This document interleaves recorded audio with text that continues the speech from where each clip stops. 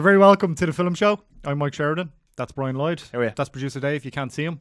Hello. Hello. The little thing came up last week. I wonder if they're going to do that for this week. It was your own running edited the show last week. They're not going to do that for this week. Oh no, Charlotte always really Charlotte really Oh always no, does I'm balls not, out, I'm you not know? slagging. Like I'm just saying. Like, But yeah, it was producer Dave. It was your LinkedIn profiler. It was, Dave, yeah. wasn't it? Yeah. I've never seen you look so happy and smart. When did you get that picture taken?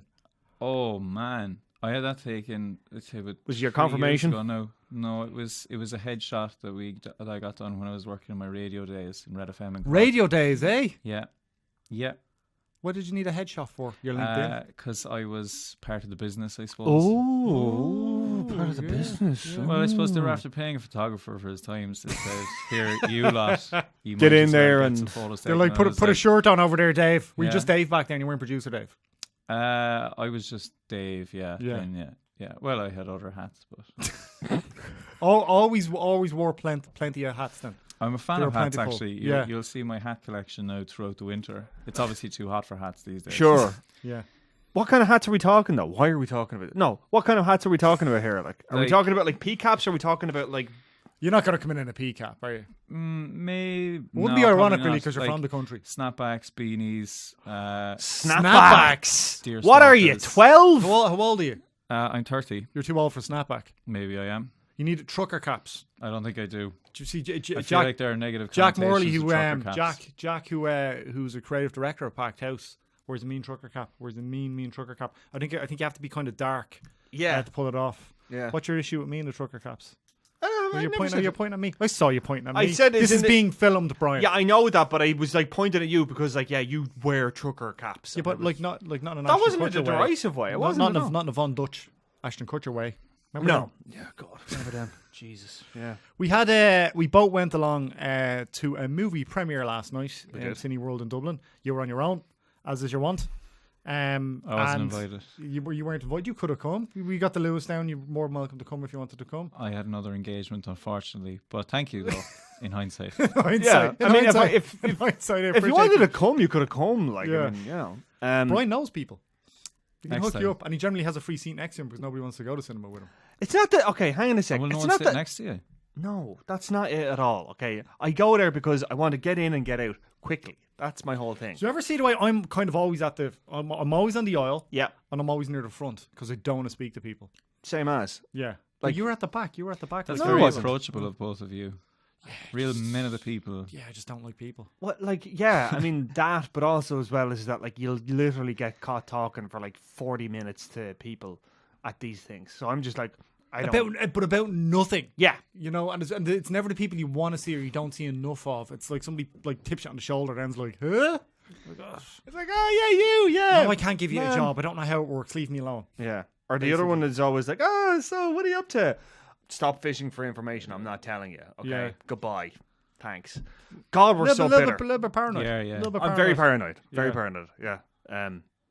What We're are going you to talk about this movie or what? Like, Yes, one movie review, please. We've got one movie review this week. we've got two. Uh, We've got The Darkest Minds if you want to talk about that. Not really. Good. There's crap. also Dean Malumbi's away again. Yeah. And poor old we had D. Hologram D. Hologram D.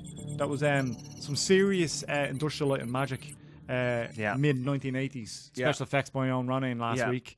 And I'm sure Dee was delighted to see herself She was, yeah. here in spirit and in a hologram form. I was texting her. Yeah, she was very delighted with the end result. I Yeah. presume we will have a full discussion about it when she gets back next week. Looking forward to that. Yeah, that'll looking be forward good, to that. And we're going to do Deep Blue Sea as a revisit this week.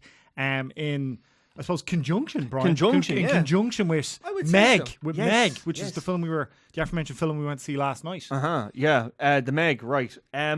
I think the thing I would say going into the Meg is that the trailers for it and the posters for it pretty much tell you exactly what you're going to get, in that it is a big dumb blockbuster about a big giant shark and Jason Statham is going to make him bleed.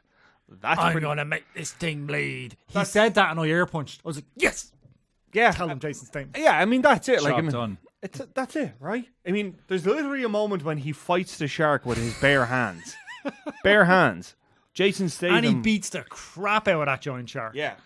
Obviously. What do you mean what? I have Obviously to he leave did. now. I have to go watch this movie. Oh yeah, exactly. It sounds great. Yeah. But that's it. But see, right, that's kind of it, right?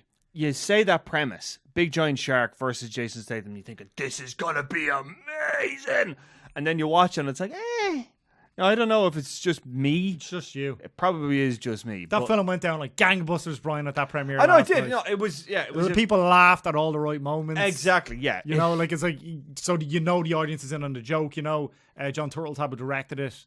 Like his work, kind of not a journeyman director, but it's kind of did the National Treasure movies. Yeah, National Treasure, and he did loads of stuff. Yeah, he's known for making very Phenomenon years ago with John Travolta, was one of John Travolta's comeback movies. Yeah, no, he's able to make like really broad, crowd pleasing entertainment. He knows where to hit the beats and where to get it. And I kind of we were talking about this off air.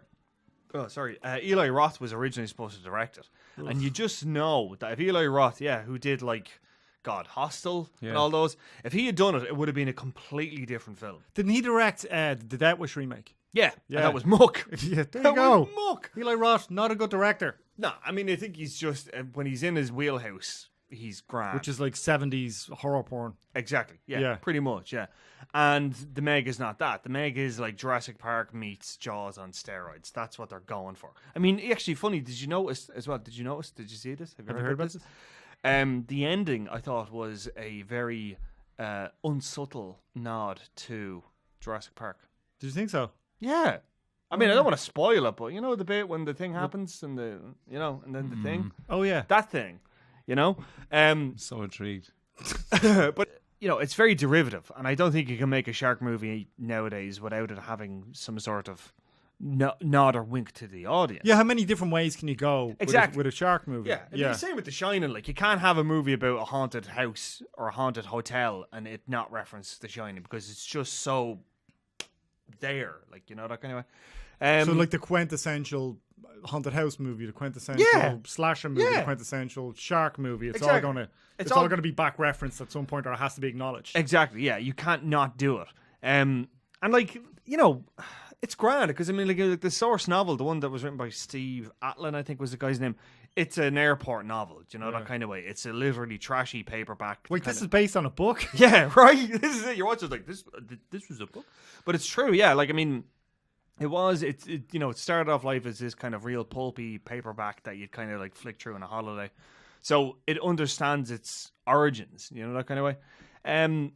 The problem, not that a problem that I had, but like I just felt like.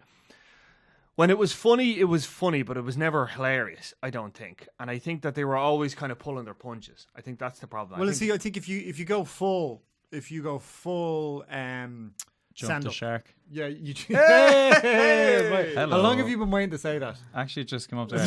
When you said that there, I was like, yeah, it's nice. This could work. And it did work. I think it did work. I I think if you go parody, you end up with, or even remotely parody, you end up with Snakes and Plane.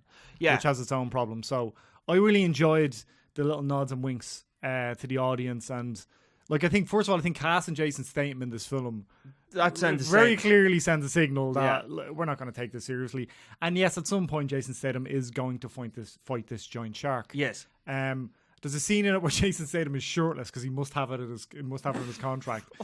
But it's just like a shower scene, and then a character comes into the room and just looks at him shirtless, and it's actually really funny. Like, Jason Statham is smiling in the scene, like, yeah, I made them put this in. Yeah, like, I mean, that's like. But it's not taken too seriously. I thought it was the perfect amount of nod and wink. Yeah, like if there was an issue with it, and I don't have many issues with this giant shark, eating. You can't really movie. You really can't. It's that it wasn't R-rated, and I mean, to be fair to Turteltaub, he pushes the boundaries. He does. Of that, I think it's 12s here, PG 12A here.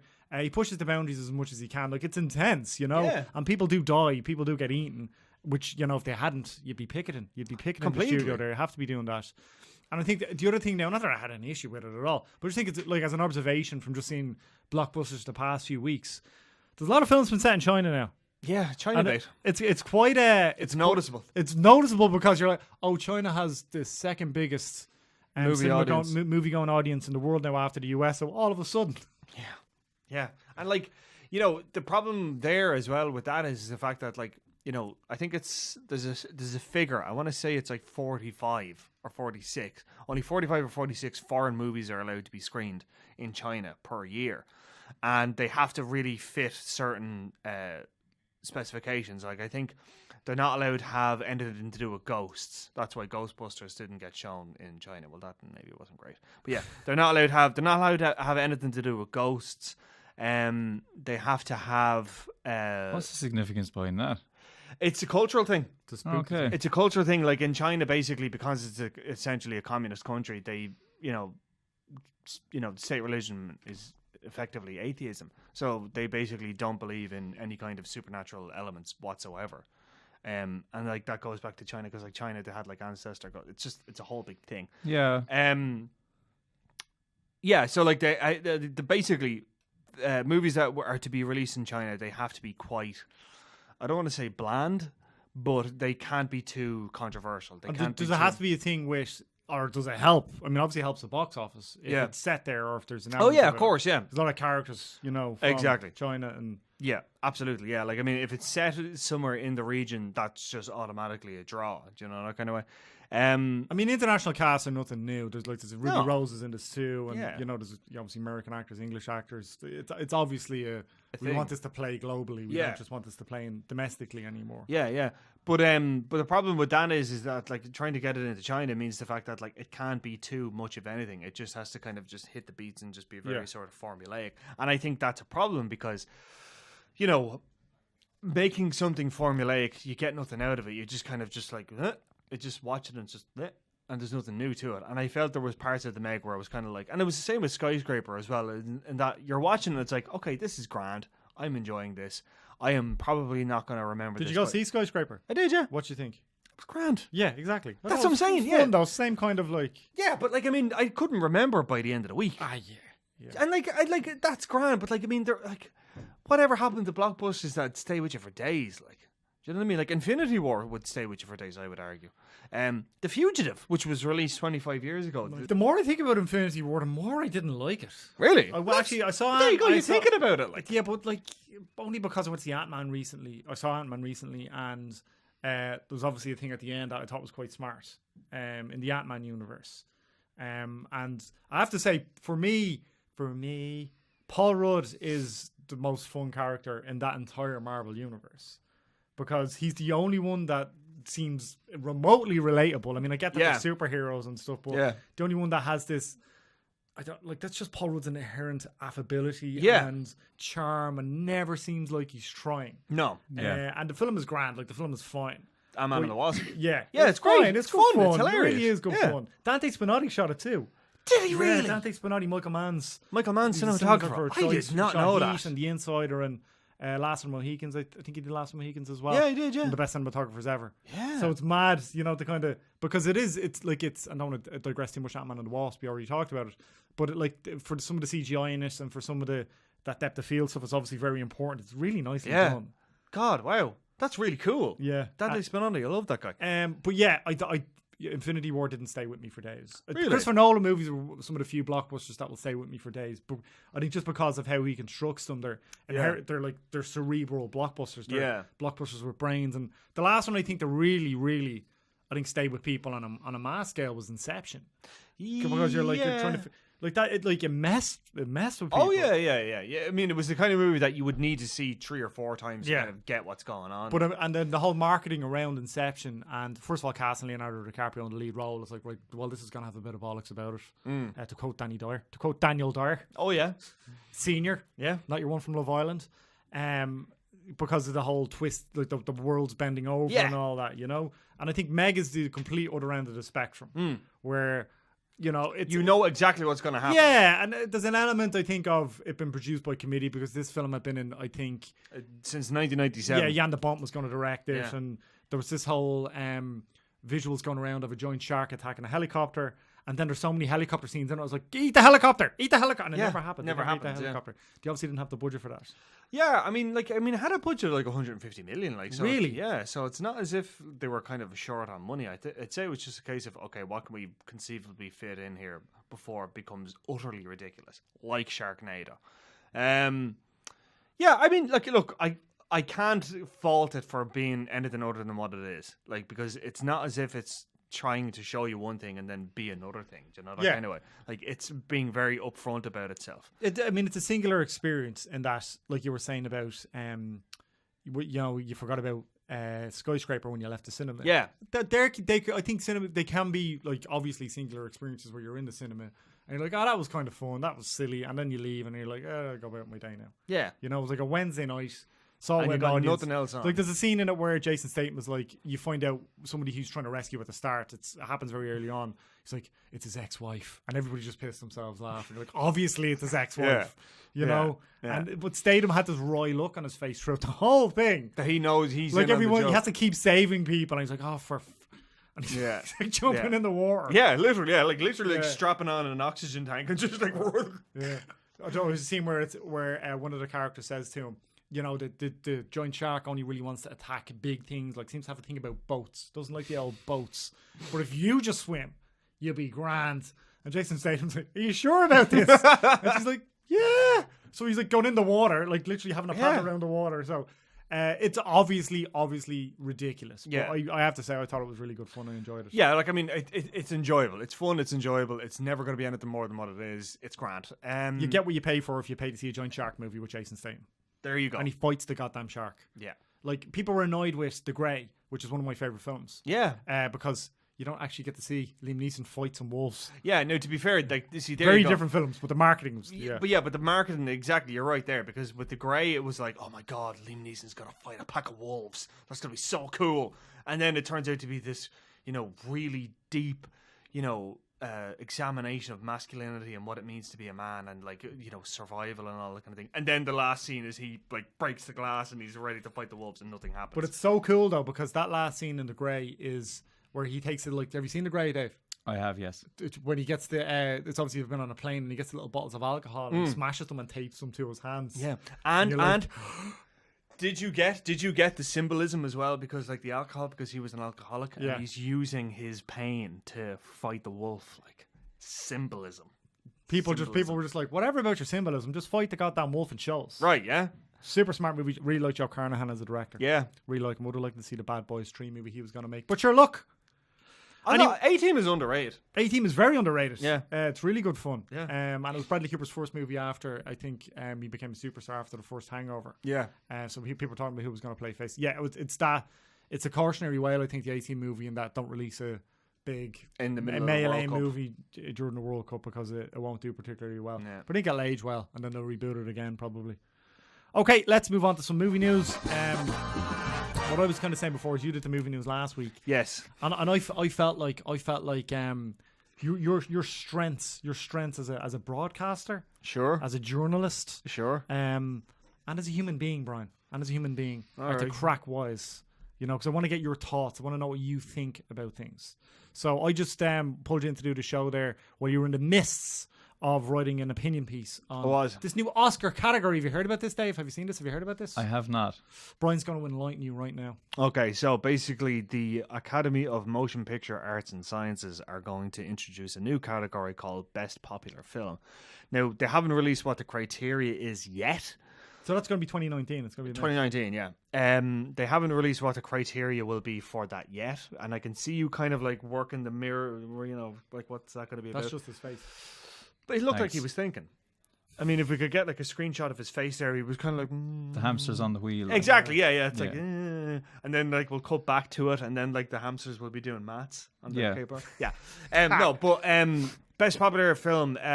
essentially what I think what they're trying to do is basically make a blockbuster category, right? Now, that's like so stupid and so ridiculous and so...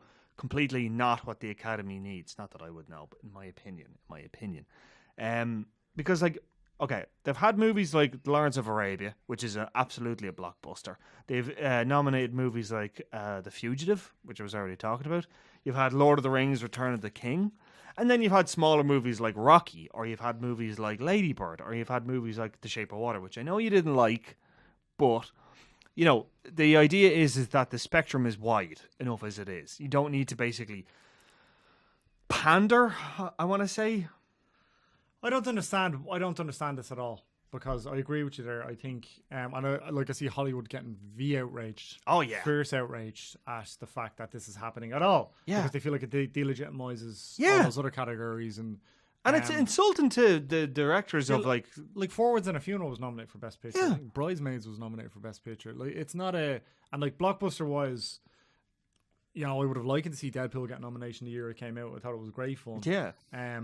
But it does. I think it's all politics anyway. Yeah, well, like I mean, from what I've read, it's just one separate category. One separate category. Popular films. There's going to be popular films, yeah. And like I mean, apparently the story from Variety was that Disney ABC basically checked all the ratings after the last awards broadcast, and they actually went down to literally, okay, we know this is when people turned off, this is when people turned on, this is when people were watching it, this is when people were not watching it, and their recommendation was keep the entire broadcast to 3 hours and put in a best popular film category to bring in a younger audience. Now, like a couple of years ago, they brought out they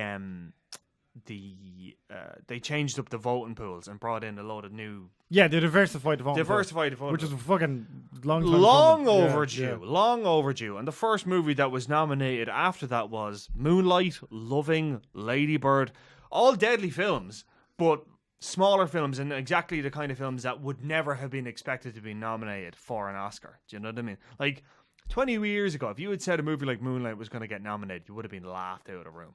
Whereas something like, you know, The Post or 3 Billboards, well, maybe not 3 Billboards, but The Post, definitely. The Post or like Bridge of Spies, you could 100%, you just know right well and then that it's going to be nominated for an Oscar. Well, those like 97, 98, 99, those Oscar wins are like Titanic. Yeah. Yeah, it was exactly. Yeah, it was all like big blockbusters. And then, of course, the argument then probably was at the time was that, oh, we're just giving it to the most popular movie ever made. Forget that. Let's go with, you know, something that has more artistic license and has more artistic whatever. And of course, the really hilarious thing about all this is the fact that the very first Oscars, right, in 1929, there were two, count them, Best Picture nominations. There was one for Outstanding Picture of the Year, and then there was one for Best Artistic and Most Unique Picture, right? Yeah, there was, yeah.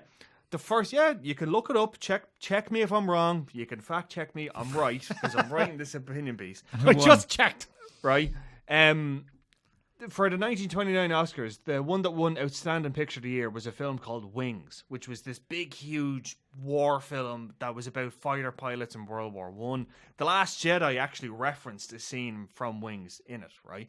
And then the film that won Best Artistic and Unique Film was a film called... it was by F.W. Murnau, and it was this German expressionist film. So, like, they're not even doing anything new with this.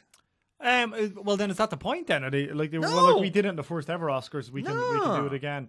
I'm not against anything generally like this, but I think they're going to add a category. I think the stunt category is the one that they really had to have added. Like it is ridiculous. Like it's an insanely tough job. Yeah. And then like the second unit directors and stuff I then think come into it, because the John Wick directors Chad Zdarsky and David Leitch, that's how they started. Not how they started, they were stunt men, but then they were second unit directors in the likes of Civil War, Captain America Civil War, which is why you see the action in those films just has a certain pop to it.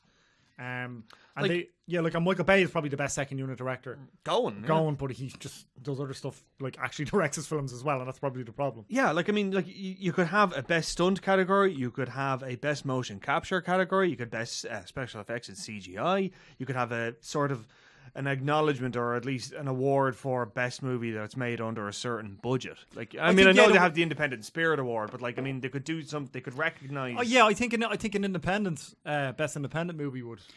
Well, I would say like those categories there, I would say they'd all be worthy, but I'd say they'd all essentially like, and to put a marketing kind of spin or whatever, it's more of the same kind of thing. Like you're not going to add any more prestige to the Oscars. Essentially, I'd say with this category, they're sacrificing a certain amount of prestige to get ratings in, because the ratings have been dropping. Yeah. Like, I mean, like your movie buffs, you want like stunt awards and stuff like that, but the general public are showing less and less interest in the Oscars. And I think by adding this in, if you add in, let's say, you know, Devil's Advocate, you add Best Blockbuster and Skyscraper gets thrown in there. The Rock is going to the Oscars and he's going to be putting it up on Instagram. But The Rock is at the Oscars already. He was at the Oscars last year. I think but that's I'm saying people of that ilk with the massive followings, like they're all going to be coming. That's exactly why. Oh no, that is why they're doing it. I don't think they mind dropping a little prestige to have more of, you know, the Chris Pratts and the everybody, and like, you know, the Ryan Reynolds and all these guys going along. But about the ratings, I think, because Donald Trump came out and took the piss out of Kimmel on Twitter, as he's wont to do, and Kimmel handled it brilliantly, I thought, but saying, like, you know, the lowest rated Oscars ever. Well, Kimmel kind of said, well, the Oscars were, he did Bill Simmons' podcast after, and he was talking about it. And Cousin Sal, it was good. Yeah, it was good. Really it was great good show. podcast. They're old friends. Simmons used to write for Kimmel years ago. And Kimmel said, look, the ratings for everything are going down. Yeah. Like on terrestrial television, the ratings are just down. The Super Bowl, everything is down. Yeah. Because people are either watching it on their phones or they're watching exactly, or, you know, it's just, our people have more options now in general for which to consume. There are literally a million TV shows now. I was listening to a podcast with Chris O'Dowd and Mark Maron, and Chris O'Dowd has a show on Epics in the US called Get Shorty. Yeah. He's from the Emma Leonard novel. Yeah. I was like, what? Yeah. I love Chris O'Dowd. I've never even, you know, saw some show. Ron Livingston has some other show that they're pushing for him to get nominated for him. There are literally a million shows now. Yeah. And maybe not literally, figuratively, but close to it, I would say. Close to it, yeah. Like, how many podcasts are there? Like? Exactly. 46. They're in all 46 podcasts. So yeah, I think it's a more of a, you know, people say it's just a changing face. Yeah. It's just a changing face. I don't think that's I totally agree with Dave. I think that's exactly what they're doing, but I don't think that's the solution. I think the solution is you need to start including your Netflix and your. I would say so, yeah. But like, I think the way you said, like, it's just the options are diversifying and so that if you compare it to social media or something like that, like 10 years ago everyone was on Facebook. Nowadays it's, if you like photos you go to Instagram, if you like audio you go to SoundCloud, if you like outrage, you know, short jokes you go to Twitter, or certain opinions, and if you're angry, go to Twitter. Like nothing is ever going to come along in the social media landscape and be the behemoth that Facebook was 10 years ago, because people have split off. It's because people have certain interests, they go to different slices of the social media pie, and that's happening. Like, nothing's like, TV's never going to be as big as TV was, because there's so many other options, like Netflix, HBO, Amazon Prime, all these different things. Hulu. People are finding these things, and they've got insane money, these services as well, and it's not just to advertisers. But it's like, you've got Facebook Watch, you've got IGTV, you've got Periscope, all these different things, YouTube. Like, I mean, TV is never going to be as big as it was. And then on top of that, you've got your social media influencers and your kind of YouTube superstars. We had one in yesterday. Yeah, I have never seen that guy in my life. It's mad. He's a really nice guy, wasn't he? Tristan Tales. I saw him yesterday.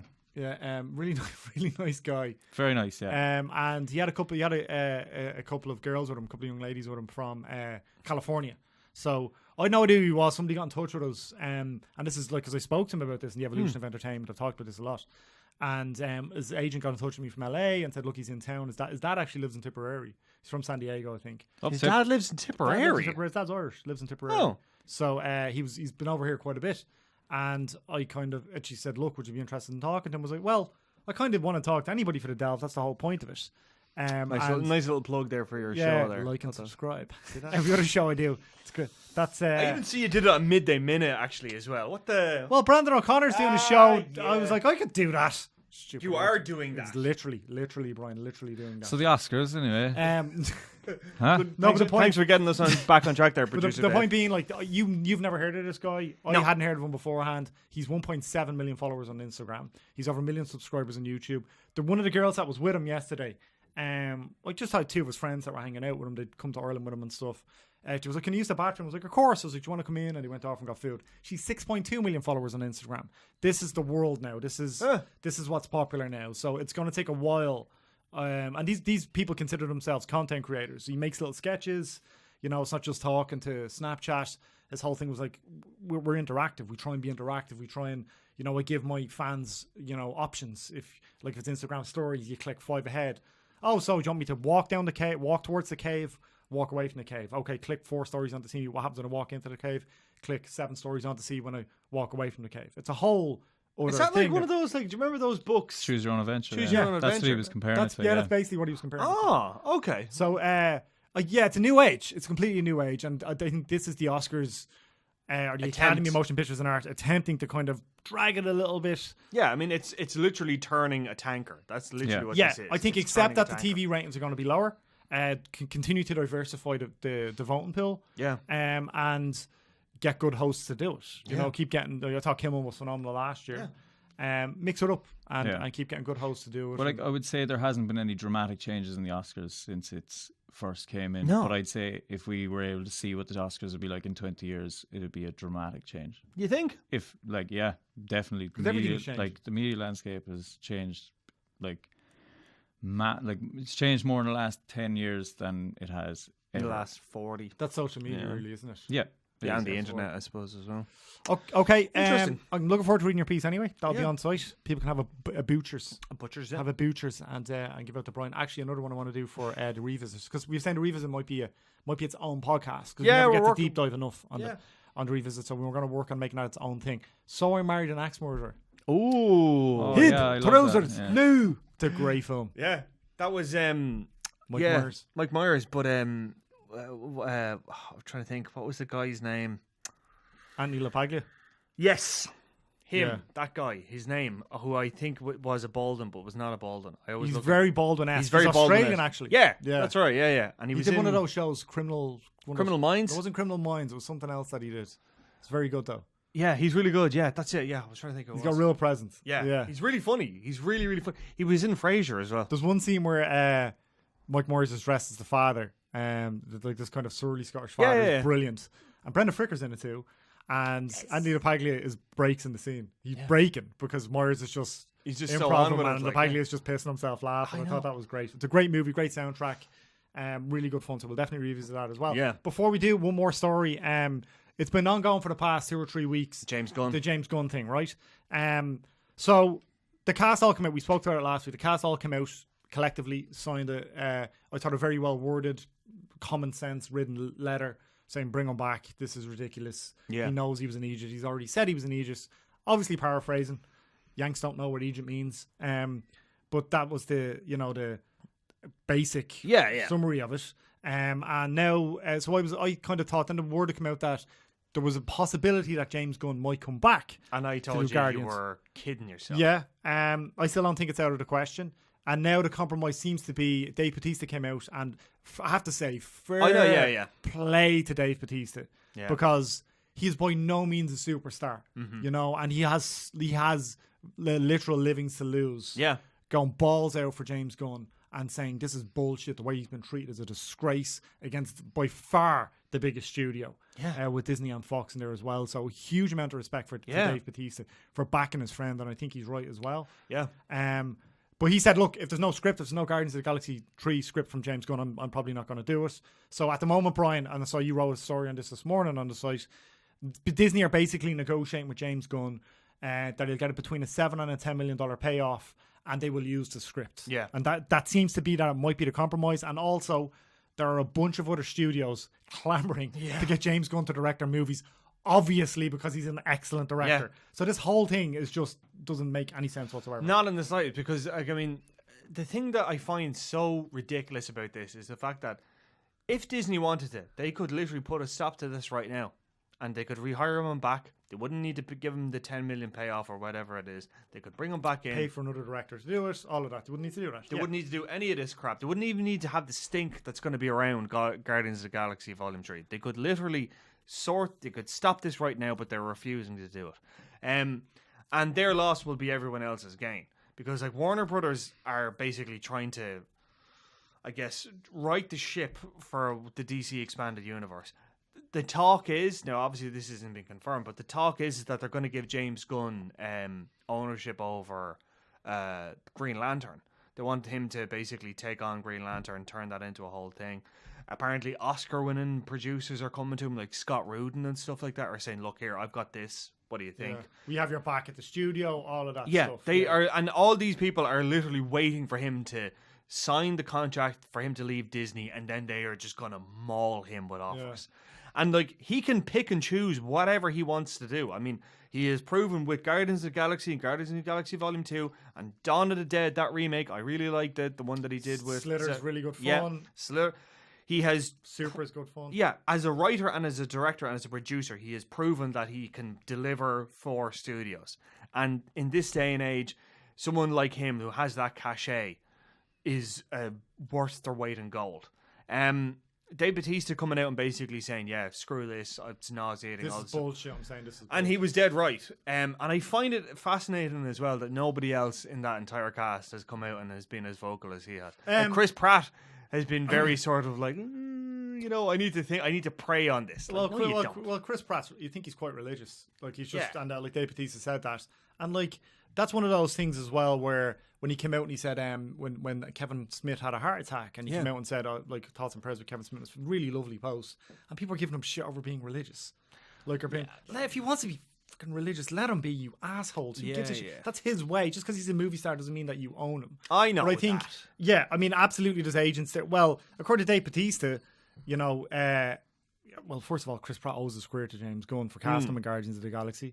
And you think there'd be loyalty, like? Yeah, well, he owes his blockbuster-led leading man career. And I think there is. I mean, I'd say he had a huge hand in that letter. Around. I mean, everybody backed him. Oh yeah. I think Dave Bautista's just been super vocal about it. Yeah. I think there's more. I think there's more to come then. Yeah. But I don't know if I'd write him off directing this one. I really don't. I don't see it. You still don't see it happening? I don't see it. I think if it was going to happen, it would have happened by now. I'd agree with that. Yeah. I think if they were going to change it after that letter, I think that letter was the last. But do you not think then that's a tactic then that Disney could be using to go, well, look, we dragged them over the coals, we bowed punish enough, and Disney now doesn't bow. We'll meet you somewhere in the middle. Disney won't bow. Disney will not bow to anyone, because basically if they do this, that gives a precedent. Precisely that. But that would set a precedent. But firing sets a precedent that you might have to fire Jimmy Kimmel if he says something that that's too far in quotation marks. Yeah, but if Jimmy Kimmel does say something that's too far, he'll get fired. Yeah, and it's a warning shot for everybody as well. Who would want to work for it? I agree, and I said this last week.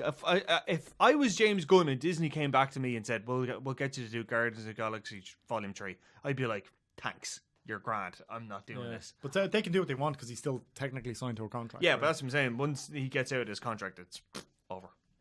Do you reckon? He's not going to go back. They're not going to take him back. Do you see him then going and doing that Green Lantern movie? I see him here. If I was James Gunn's agent, here's what I'd advise him to do. I would advise him to basically get any passion project that he wants, start making development deals right now. Right now. Take one studio gig, probably Green Lantern.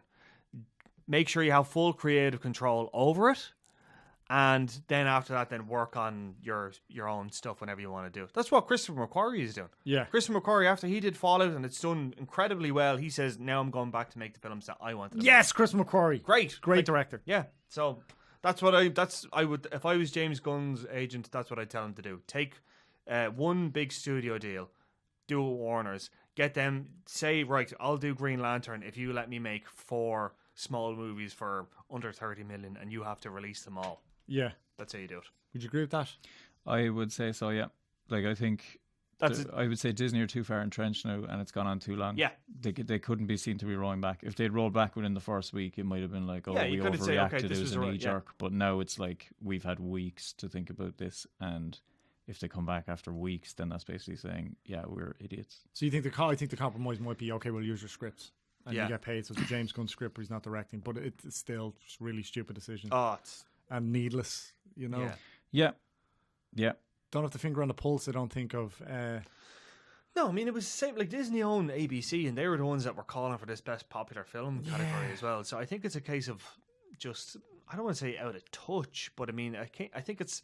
They've grown to this size that they literally can't see the wood from the trees. Like, it's gone that bad now. It's kind of depressing as well that they're going to own Fox. They're going to own all these 40%. 40%. They're going to own 40% of the box office. 40%.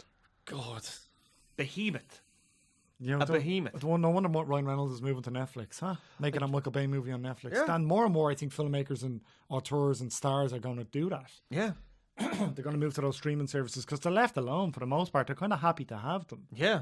I mean, like, look what happened with that Mowgli thing, the one with Andy Serkis. Like, that was originally supposed to be this big tempo blockbuster for Warner Brothers, and then it was just handed over to Netflix. And Andy Serkis was like, I'm delighted this has happened because I no longer have to worry about making a 4-quadrant movie. I don't have to worry about the opening weekend. I can just go and make my movie, finish it, put it out there, and people will enjoy it or will not enjoy it. It's the cleanest way possible. Yeah. If you wanted to make something, that is the cleanest way. Well, if you wanted to make something that was maybe a little bit more challenging. Yeah, that's what I'm saying. Yeah, if you wanted no interference. If like you the just Alex Garland, Natalie Portman. Annihilation. One of the best sci-fi films of the decade. Easily. Yeah, it is. Yeah, have you seen it? Yeah. And you didn't... I thought it was incredible. To be fair, I watched it with my mom and she was kind of just making me laugh. I remember. Yeah. This is bleeding weird. Yeah, no, genuinely. Go back and watch it. No, there's definitely... I think Alex Garland's a brilliant filmmaker. Yeah, he's genius. Yeah. But, like... Would that have done as well in cinemas? No. Of course. Well, they released it in the US. They did release it in the US. Yeah, and it didn't do particularly like $11 million opening weekend, which is a bomb for a film that costs that much. But if Netflix are going to cover the cost of what would be distribution and the studio gets their money back, because very few movies of that scale make their money back, really. Or if they do, it takes a very long time for it to happen. Even with the big hits like... I remember reading Mad Max Fury Road ended up losing money. Yeah, well, I mean, like some of that is like a Hollywood accountant. I maybe I don't know, but and something like The Martian was actually the biggest hit of the year. The Martian, Ridley Scott, Matt Damon actually made the most money that year. I think it made something like $90 million, $100 million profit when you looked at marketing costs and whatever Matt Damon and Ridley Scott's back end deal was too. Okay, so we'll move on to the revisit. It's Shark Week. Yay! It's Shark Week, bitches. Yeah. This is because I saw you looking at the trailer for this yesterday, and Deep Blue Sea is the movie. It's a Rennie Harlan movie. I remember going to see this in the cinema in my youth. Oh yeah, in my youth, and we kind of spoke about this, and you actually never gave me your kind of opinion on this either. Where I kind of said with Deep Blue Sea, because you said Deep Blue Sea kind of knows it's a joke. Yeah, and I said, well, I don't know if it does as much as Meg does, because with Deep Blue Sea, and I really like Thomas Jane because he's a really good actor and he was a deadly Punisher. Yeah, that's an underrated fun movie. Yeah, and he did a show called Hung. He's just a really good actor. Yeah, that's great in Arrested Development as well. Yeah, and I think that's one of the problems. That's one of the I suppose reasons why I don't think Deep Blue Sea knows it's as. I mean, obviously it's ridiculous. Yeah, but Thomas Jane's a very serious actor. In this, he's charismatic. He's Steve McQueen-esque. And whereas, he's not Jason Statham literally trying to fight a shark. Yeah. I mean, that's it. Like, I mean, that's the central difference. Yeah. Thomas Jane was too good an actor for Deep Blue Sea. And, like, then you had other people like, Steve Rappaport, who was literally just playing... Michael Rappaport, who was literally playing himself. Yeah. Literally playing himself. His podcast is very funny. You listen to his podcast, Michael Rappaport? I do on occasion, He's mental, but he's hilarious. Yeah. But he was basically just playing the same character that Michael Rappaport has played for the last 20 years. Just angry. Angry, Boston, whatever, I don't know. If you want to see Michael Rappaport, sorry, a quick side note, you want to see Michael Rappaport do incredible work. He did an episode of Louis C.K.'s show, where he played an old friend of Louis who's a cop. And he was very last minute casting, and it is an incredible performance. Yeah, it's a 25-minute long show, but it's brilliant. But anyway, yeah. But then you had like Samuel L. Jackson in there, just being Samuel L. Jackson again, being talk to me like I'm a tourist, talk to me like I'm a teenager, like literally just providing the exposition for everybody. Like even the central concept of it, like super smart sharks. Come on. Like what? But she's trying to cure Saffron Burrows. Saffron Burrows, and they're trying to cure Alzheimer's. So it's something to do with the shark brains. Yeah, they made the brains bigger so that they could harvest more of the brain juice that was curing Alzheimer's. Isn't that brilliant? And then like LL Cool J does the tie-in song. My head is like a shark fin. Like what the hell? Like LL Cool J does that entire speech as well. He has that entire monologue about being the baddest motherfucker in the valley. Yeah, it's very funny. It's very cool. Yeah, and like there's a whole. I think it was Honest Trailers did a big breakdown of it, and they were basically saying that it's actually a Christian movie because the only people that are left is the preacher, and like any time that you see the shark going after somebody, it's going after like premarital sex and it's teenagers drinking, or it's if they're sinning against nature, it's the scientists get eaten. So it's basically like this. Like I was reading, I was like, God, I never realized they changed the ending. They completely changed the ending because they tested the ending. And Saffron Burrows' character survives. And they were like, we don't like her. So they killed her. She wasn't very likable. She was not very well. She was very poorly written character, to be fair. She was kind of annoying. Yeah. That was the point of it. And she's the reason why the whole thing is happening. But LL Cool J was so popular, they wanted to keep LL Cool. The audience were like, don't kill him. He's great. We love the chef. Yeah. And Thomas Jane as well. And Tom Jane, as well, yeah. Talking about, Sharknado and talking about the Meg, Like these were two films. Like the Sharknado knew it was taking the piss. Well, obviously, pure parody. It's Tara Reid and Ian Ziering in the Come on, the Meg, bit of both.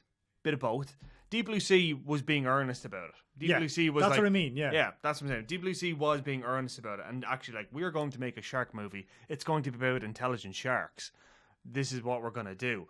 And, like, Rennie Harlin, I mean, this is the guy that did, Cutthroat Island. He did Die Hard 2. Highlander. And an awful lot of really bad films as well. Yeah, he did, he did The Long Kiss Goodnight. That was pretty good. Yeah, with the Shane Black script. Yeah, true. But then he did, like, The Covenant. Remember that? No? I do remember The Covenant. He directed The Covenant. He directed The Covenant, yeah. Rennie Harlin did The Covenant, yeah. He's the one with Sebastian Stan, the one that they were like warlocks or something, or werewolves or something. Oh, it's ridiculous. This rings a bell, right? Yeah, he's made a lot of direct to DVD stuff. Yeah, he did 12 Rounds. That one with John Cena and your man Aidan Gillen from down the road. Kirk Keddy. I saw that. Yeah, but he lives like down the road from me, Aidan Gillen. Yeah, I thought you're pointing at like down that way. That way, yeah. But anyways, like I mean, Rennie Harlin is like as good and all as some of his movies are. He's a hack. Yeah, he's basically a journeyman director. He just follows the beats, makes it as big and poppy as possible, and that's exactly what Deep Blue Sea was. Like, if you gave the script for Deep Blue Sea to somebody like, I don't know, what kind of director are you thinking of? I would say somebody like, maybe you're gonna laugh now, Adrian Lyne, right? Adrian Lyne, who did Jacob's Ladder. And Indecent Proposal. Yeah. And Flashdance. But stay with me, right? But stay with me on this.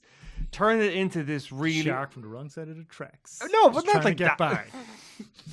By. Dancing the Maniac, yeah. No, but like if you turned it into this really kind of weird psychological thriller kind of thing, you could have done something really cool. Like Alien 3 kind of thing, like David Fincher. He actually, Adrian Lyne, speaking of Adrian Lyne, he tried to change the script for Flashdance super last minute. Because he was, like you said, he's kind of got that psychological depth to it. Yeah. And Fatal Attraction. But Flashdance was, as Jerry Bruckheimer, Don Simpson, very early on, high concept, low brow kind of movie. And he wanted the lead character to be, she was actually molested by, she was a victim of abuse from her father or whatever. And this, they were like, Jerry Bruckheimer and Don Simpson were like, no, that's not what we do. But like, it's hilarious. Like, you watch Flashdance. I've gone completely off track now. But like, you watch Flashdance.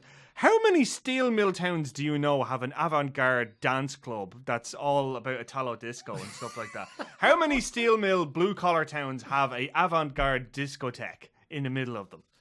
I will say none of them. Another name that you mentioned there is David Fincher, and like, I want to see David Fincher do. I would love to see David Fincher do a big, like, not silly, because I don't think he's capable of making. Well, he was going to do 20,000 Leagues Under the Sea. And he was going to. Is he still doing the World War Z? Yeah, that's probably still happening. Yeah, Brad Pitt needs to make some of that money. Class.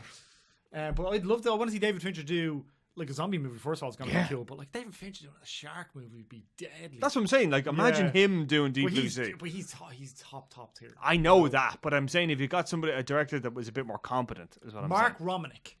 Mark Romanek makes a shark movie. I don't know who he is. He's an excellent director. Directed a lot of great music videos. Directed Johnny Cash's music video "Hurts." Did 1 Hour Photo. Was supposed to do The Wolfman, then walked off the set.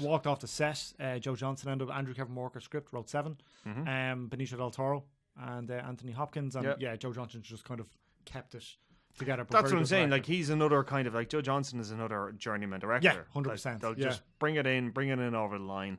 And like Rennie Harlin was the same with Deep Blue Sea as well. Yeah, you just know right well that he was like, okay, let's just. I did enjoy how violent Deep Blue Sea was comparative to something like Meg, because you've seen Deep Blue Sea, Dave. Yeah? Oh, I loved it. Yeah, but they're like, when Rappaport bites it, when Rappaport gets it, the way the shark comes in and the hand, the things of the leg, just twitching in the water.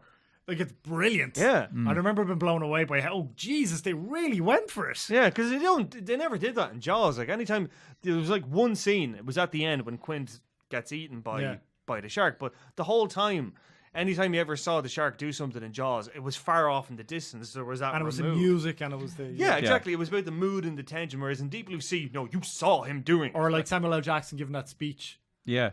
And you're like, ugh. Yeah, I know. Yeah, it's very... Deep Blue Sea, it was like, they say tell, don't show. Well, in Deep Blue Sea, it's showing you everything, literally, and telling you nothing, like, so. Good fun. It's worth rewatching, I think. I was a big fan of it, yeah. Yeah.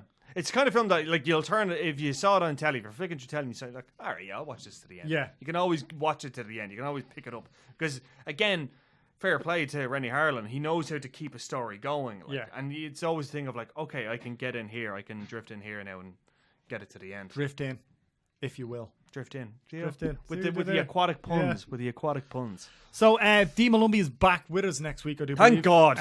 Watch this. What's out next week, Brian? Hang on. I know this. Every week. Christ. Every week, Brian Lloyd. What the Jesus? Like, what the, you know. Oh, wait. The Equalizer 2. Equalizer 2. It's not great, lads. I've seen it. Well, we'll say the Equalizer 2 next week. Equalizer 2, yeah, that's what we're going to be talking about. Equalizer 2. I haven't seen it. So, Producer Dave, can we still get you to crack wise when Dee comes back? We only have 3 mics, though, do we? Only God knows the future. That was kind of... that was very kind of like, ooh, let's end on that note. On that note, yeah. It's like this voice, just people listening, right? People watching are just hearing this. Yeah. This is like this ball of wisdom, just by like, only God knows the future. There you are. Let's leave it on that. Thanks to Producer Dave for producing. Thanks to Charlotte Reed for the production on the TV. Dee will be back, not in hologram form, in physical form next week after she returns from holidays, as will myself and Mr. Lloyd. We'll catch you next week.